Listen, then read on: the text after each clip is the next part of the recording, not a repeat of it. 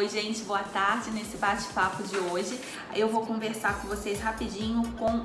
Tô recebendo muitas perguntas e uma delas é a Mary Coifer. Ela mandou aqui pra mim, como vocês podem ver, se tem como usar sempre ou só para dormir a placa de bruxismo. A placa de bruxismo, gente, dependendo do tipo de paciente, do grau de bruxismo e apertamento que ele faz, nós podemos utilizar o dia todo ou só para dormir.